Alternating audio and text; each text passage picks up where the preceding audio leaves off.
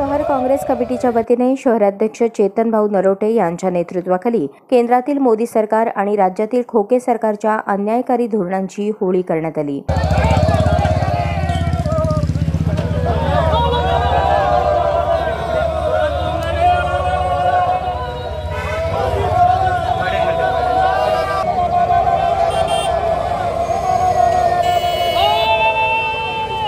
यावेळी बोलताना शहराध्यक्ष चेतन मोदी नरोटे सरकारने म्हणाले, अनेक लोकांना आश्वासन दिले।